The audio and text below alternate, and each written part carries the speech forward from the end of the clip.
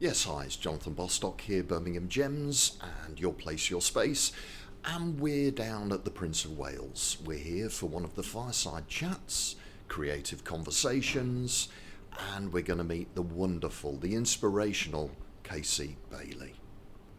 Casey Bailey is an inspirational poet, poet laureate for Birmingham, TV star, and you've seen Casey all over the television in connection with the Commonwealth Games. Casey, what a fantastic career, what a fantastic journey that you've had. Tell us a little bit about your journey, the opportunities and the challenges along the way. Where did it all start?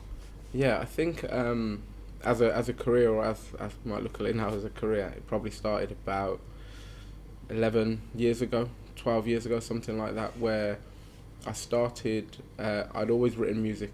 I still write music now, and I stopped writing music for quite a while because the music I was making was reflective of where I was growing up. It was quite negative. It wasn't necessarily helpful, in my opinion, and so I stopped writing music for quite a while. And when I started teaching, I was asked to work with a group of students who basically people struggle to work with. And one of the things I started doing was getting them to write. So I started a little after school club called Bailey's Rap and Poetry. And we just wrote, well, mainly I asked them to write. I'd say, go away and write this for next week, come up with something. And then at one point, one of them said, why don't you ever write anything? Like, you're telling us about the importance of writing, you never write anything for us. So they said, for next week, can you write this? And they set me this really random challenge. And I wrote it. And the next week they had another challenge. And I started kind of getting back into writing again. And like a weird, I guess, turning point was I went on a school trip. There was a woman who I worked with, and she also ran a performing arts group on a weekend. And she was trying to get a poet at the place where we were to run poetry workshops for her, but she couldn't afford to pay his fee. And I said to her, I could do that poetry workshop for way cheaper than him. She was like, really? Can you do a poetry workshop? And I was like, yeah, I'm sure I can do a poetry workshop. One day she called me up and said, could you come and do that poetry workshop? So I said, when? She said, today at 11 o'clock. This was in the morning. It was about 9 o'clock. I was like, okay. Drove from Coventry to Birmingham and just ran this workshop off the top of my head. But there was a guy there who was filming, and she took the film to the national conference for this performing arts organisation. And a week later, I got an email saying, will I be a masterclass deliverer nationwide, delivering poetry workshops? And I was a bit shocked. And my brother, so my older brother, who lives in Australia, who was over from Australia at the time, said, but why does anyone want a poetry workshop from you? Cheers. I said, well, because I'm good. And he's like, yeah, well, I'm sure you are. But how does anyone know? Like, you're not recognised as a poet. You're not writing any poetry. Like, what makes you have the right to deliver these workshops? And we got down to what he was really doing was pushing me, saying, well, write something then. You know, if you're going to tell people how to be a poet, be a poet. And I just started writing. I sent an email to a man called Bogdan, who is like poetry royalty in Birmingham and probably the whole UK. And Bogdan signposted me to a couple of things. I ended up at a place called Poet's Place with Jasmine Gardosi, the Birmingham Poet Laureate, and she signposted me to some other places, and I just started performing on open mics. And I think I would have been happy just doing that, really. I never had any kind of plans for it to be more than that. And then people started asking me, you know, where can I get your book? So I started doing some headline gigs, 15-minute slots. And people say, where can I get your book? And I'm like, I ain't got a book. So then I thought, okay, I need a book. And it just kind of rolled on from there. And then there have been most of the moments that have been good for me have been people taking a chance on me, have been an element of good fortune, but also about trying my best to take the opportunities that present themselves. So I kind of, and we might get into this, actually we'll probably get into some tips and advice, so I'll save this little nugget for then. But it was very much people saying, Casey, would love you to do this. Casey, we really think you'd be good at doing that. And that has led then to me doing commission for the Peaky Blinders, or 2 commissions for the Peaky Blinders now. Being the Birmingham Poet Laureate, reading at Buckingham Palace, opening BBC's coverage of the Commonwealth Games. So, all kinds of stuff. And I just enjoy it. It is quite amazing. What did being Birmingham's Poet Laureate mean to you, and what did that involve? Yeah, I think it's interesting. The first time I wanted to be the Poet Laureate of Birmingham, I saw a poet called Roy McFarlane, who's a Birmingham poet, an amazing poet. And after he finished performing, whoever was the host said that Roy used to be the Birmingham Poet Laureate. It's the first time I'd heard of it, and I was like, I want to be that. Like, whatever that man there was, I want to be that, because he was just amazing. And I started looking into what does it take to apply. And it's an interesting process. You have to send in an application, send in some poetry, have an interview, share some poetry at the interview, all kinds of stuff, and then they let you know. And I applied for it once and didn't get it. And a bit of perseverance, a bit of saying, okay, I'm going to put my neck on the line again and potentially get rejected again. And I got the role. And it was a real point of pride for me. I love Birmingham. A lot of people, I have a very weird relationship with Birmingham, because I'm not patriotic. Like, I'm not a person who's like, oh, England or oh, Britain, but I love Birmingham. And I realise that all of the things that are issues in Britain or in England are issues in Birmingham. I'm not naive enough to think that that's not the case, but this is home. Like, all of the major things that happened to me early in my life that formed who I am, they happened right here. And I'm glad that they happened here, and I'm glad that they happened in the way that they did.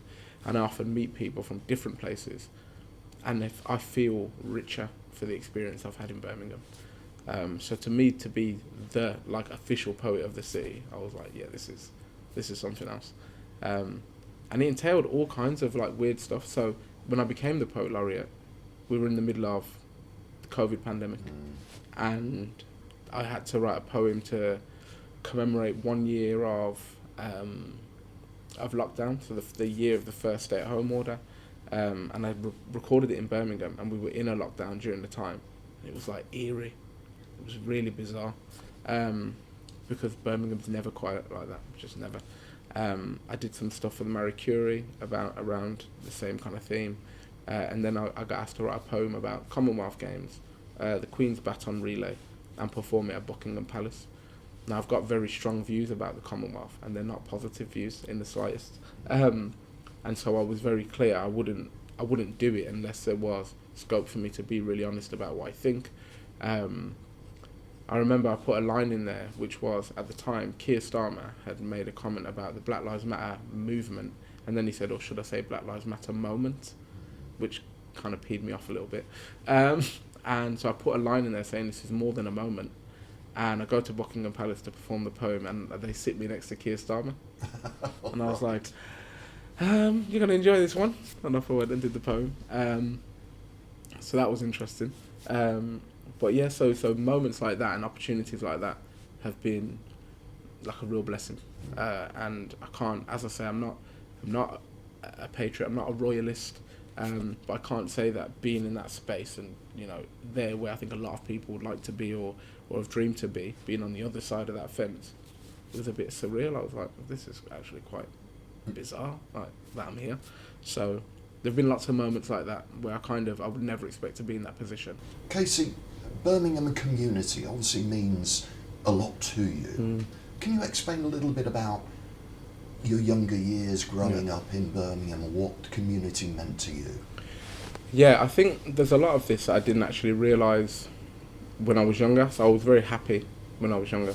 I was always running around, I say, wreaking some kind of havoc, and I kind of stand by that. I grew up in Nechells, just outside the city centre. It has an amazing community, and it's something that my sister and I were talking about recently, because my sister is now getting ready to buy a house, and she could probably buy a house in a lot of different places, but she's adamant she wants to buy a house in Nechells.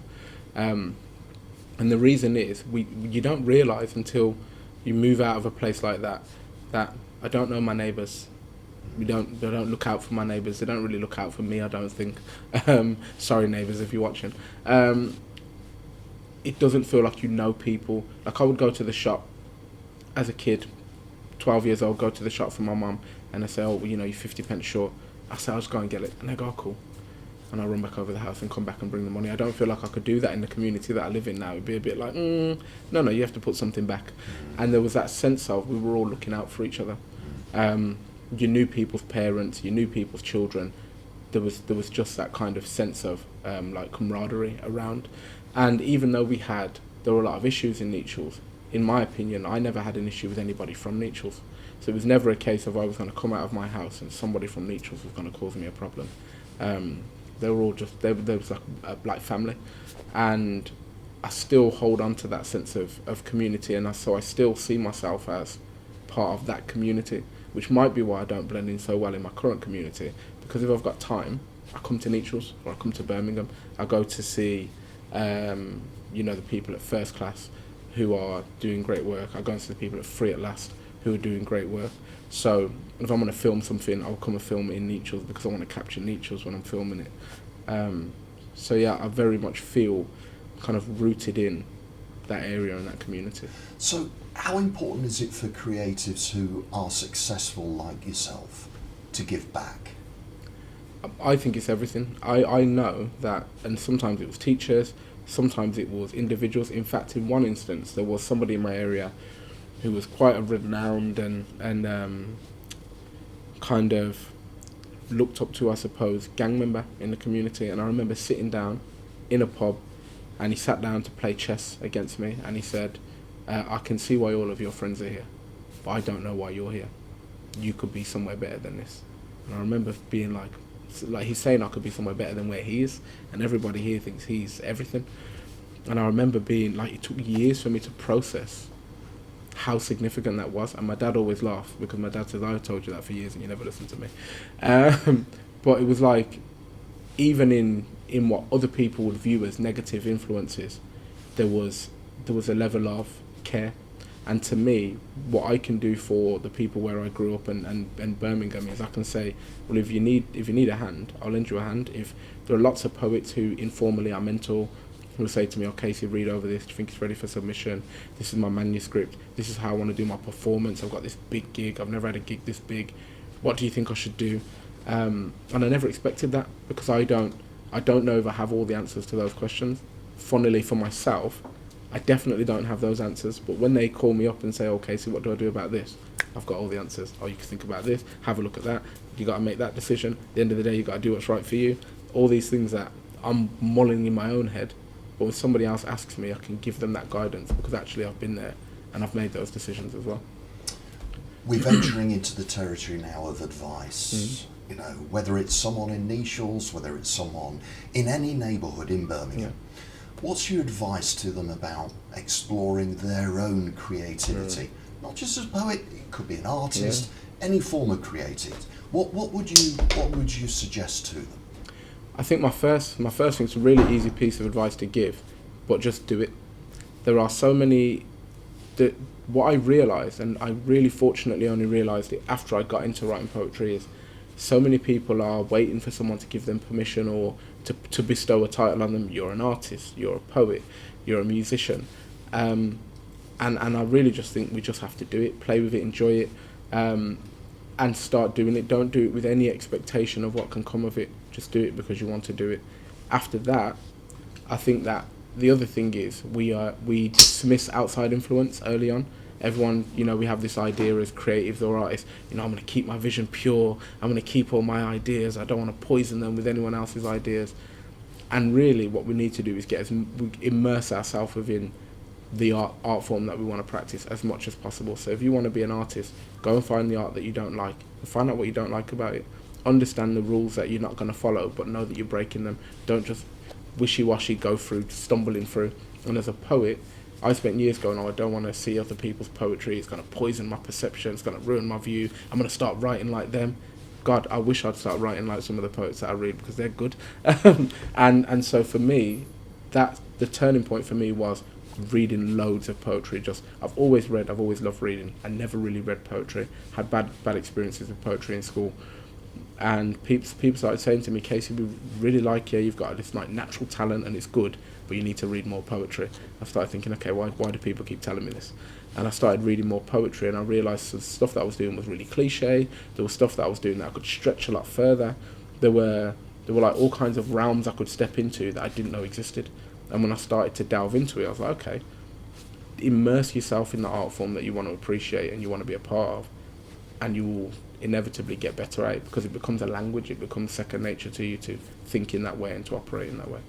And people on their journey, what can be learned from established creatives such as yourself? So everyone has different opinions on these kind of things. I'm very strong in my opinions on them because I'm quite fortunate that they've worked out quite well for me. So I remember, I'll give an example and kind of try and give the advice off the back of it.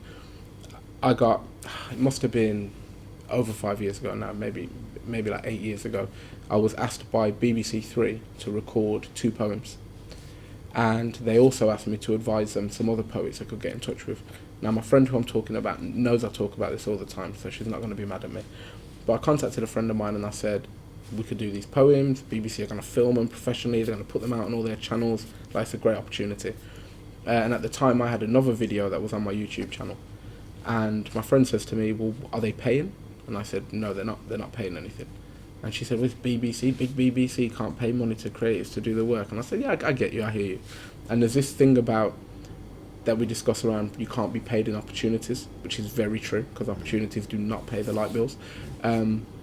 So she said no, she didn't want to do it, but she also asked me who shot my previous video.